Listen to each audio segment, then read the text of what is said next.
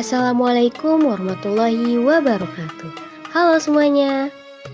Perkenalkan, kami dari kelompok 8 ingin mempresentasikan kerajaan Islam di Kalimantan, yaitu pada Kerajaan Banjar.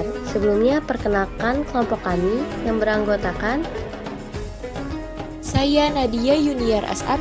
saya Nawal Nada Alfiah. Saya Nurul Fauzia. Yang terakhir, saya Safa Aulia Azahra. Yang pertama adalah Kerajaan Banjar. Kerajaan Banjar adalah kerajaan bercorak Islam yang terletak di daerah Kalimantan Selatan. Kerajaan Banjar berdiri pada tahun 1520 Masehi atau pada abad ke-16. Raja pertamanya yakni Raja Samudra atau yang lebih dikenal dengan Sultan Suryansyah. Awal masuknya Islam ke Kerajaan Banjar yaitu dengan melalui jalur perdagangan dan juga politik. Selanjutnya adalah sejarah berdirinya Kerajaan Banjar dan masuknya Islam.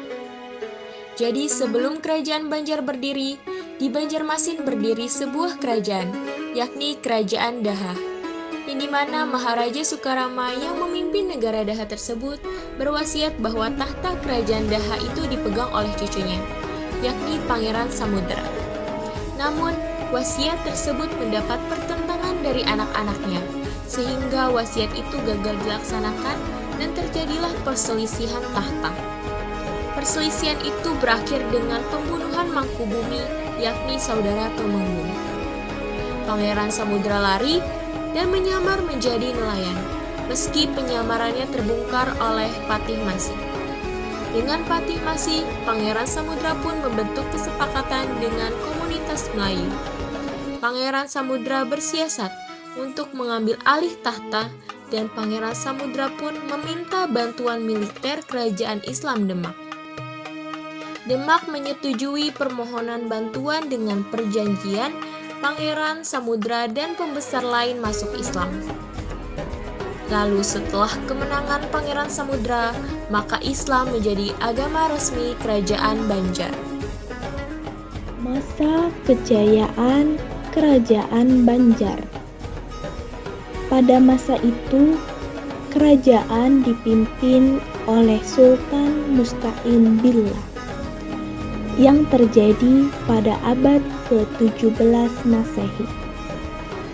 Faktor yang mempengaruhi kejayaan kerajaan yaitu telah menguasai sebagian besar pulau Kalimantan, mendapat keuntungan melalui upeti dari daerah Tenggara, Timur, dan Barat Daya Kalimantan, dan menguasai komoditas perdagangan.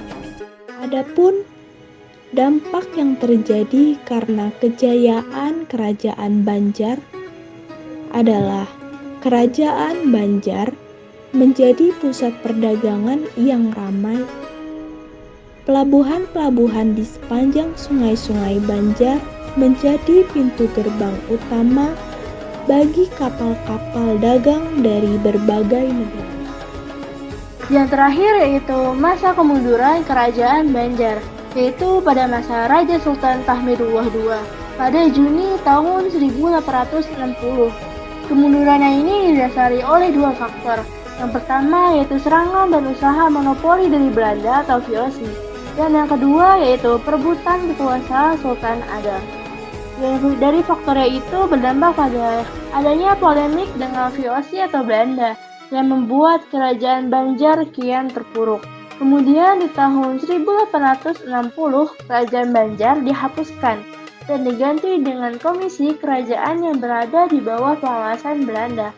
Dan Kerajaan Banjar ini pula baru benar-benar beruntuh pada 24 Januari 1905. Lalu terdapat bukti peninggalan Kerajaan Banjar.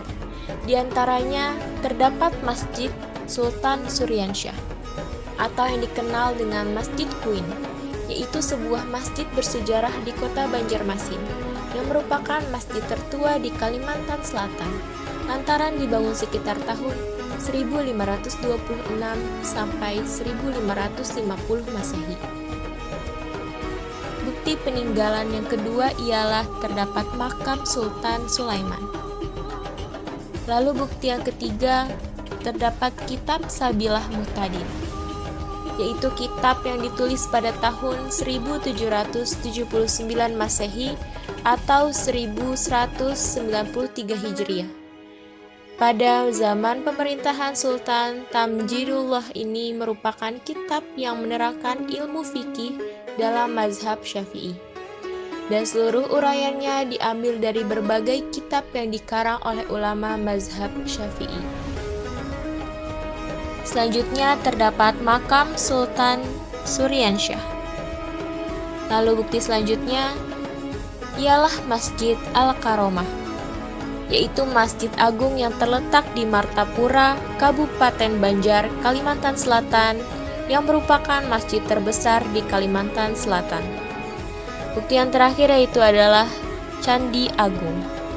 Candi Agung adalah sebuah situs candi Hindu beratap yang terletak di Kelurahan Sungai Malang, Kecamatan Amuntai Tengah, Kota Amuntai, Kalimantan Selatan. Dan di sekitar candi pernah ditemukan tiang kayu ulin dan pecahan genteng. Menurut sejarah lokal, Candi Agung ini dibangun oleh Empu Jatmika yang mendirikan kerajaan negara Dipa pada abad ke-14. Kompleks Candi Agung dengan penutup cungkup atap untuk melindunginya dari kerusakan. Sekian presentasi dari kelompok 8. Kurang lebihnya mohon maaf. Wassalamualaikum warahmatullahi wabarakatuh.